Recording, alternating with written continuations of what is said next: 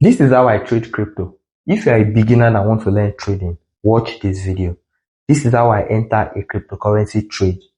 So the first thing I do when I open my chart using tradingview.com, I use this website, tradingview.com for analysis. So when I go to this website and I open my chart, the first thing I check for is the trend, which is the direction of the market, right? Market basically moves in two directions, either upward or downward. Sometimes market can be ranging. That means there's no clear direction. But majorly, market moves either upward or downward. The upward is called the uptrend. Downward is called the downtrend. So when I want to trade, the first thing I do after opening my chart, take for instance, I want to trade Bitcoin. The first thing I do after opening a Bitcoin chart is to check for the direction of the market. To check if the market is going up, that's if the coin is pumping, or if the coin is going down, right? So most times I like starting my analysis on the 30 minutes time frame, right? On the 30 minutes time frame or 1 hour time frame, right? So I will check and see the direction of the trend. If the chart is going upward like this, right, it means that it's in an uptrend. If you are seeing a movement like this, it means that the trade is in an uptrend, right? So it's forming higher highs and higher lows.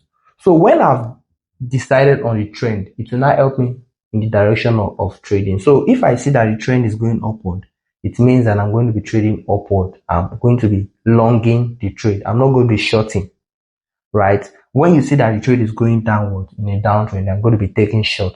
But if it's going upward, you know that you are going to be buying, you are going to be longing. So after determining the trend, and let's say the trend is upward, the next thing I'm going to do is to look for an order block.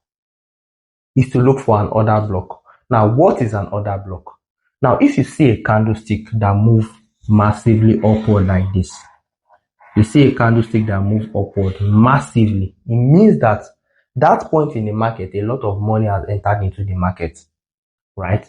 Now, the candlestick before that candlestick that had a massive move upward is called an order block. So you always see a candlestick before that massive candlestick. This candlestick is called an order block.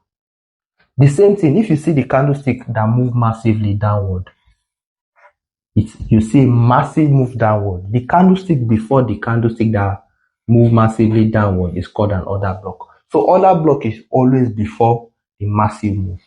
So after you see that the trend is moving upward like this, the next thing you are going to check for, the next thing I usually do check for is order blocks, right? So we check for order blocks on the zones where you see a massive move, right? So when you have seen an order block, right, you always see order block in your chart because you always see candle that move massively upward. Then just look for the candle before that candle, that's the order block.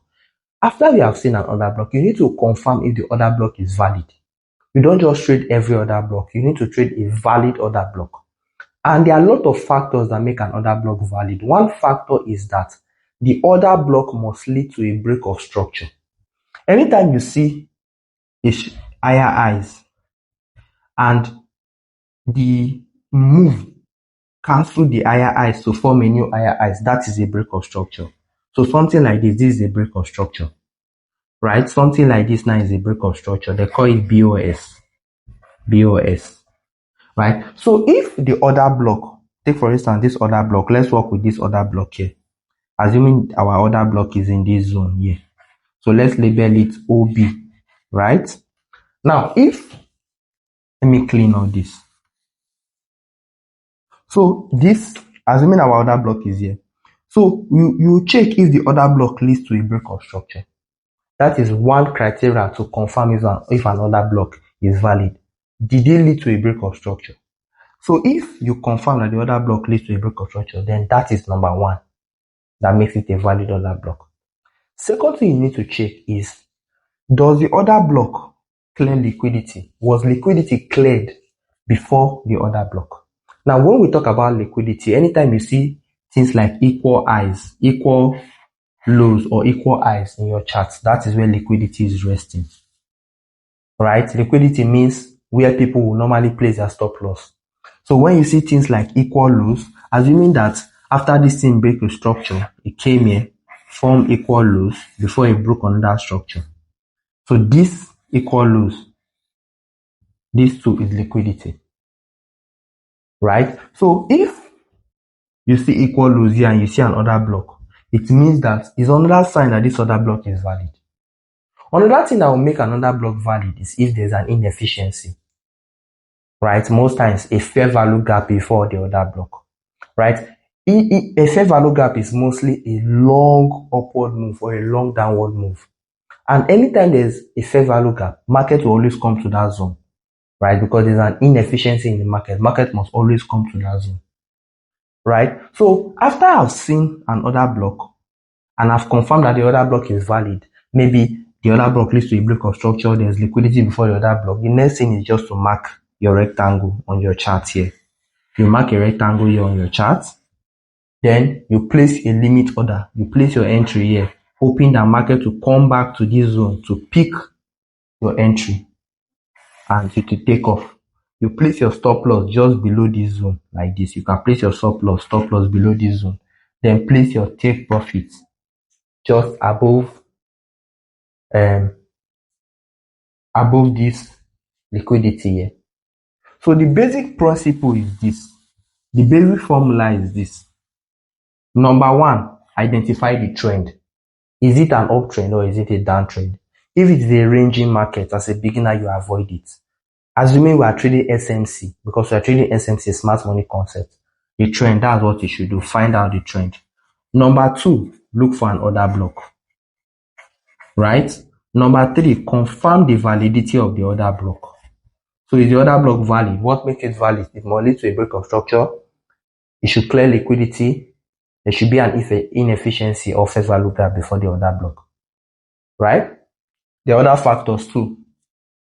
Then, number four, you place your a limit order, or you can wait for market to react to that price, take a market order, place your stop loss below the order block.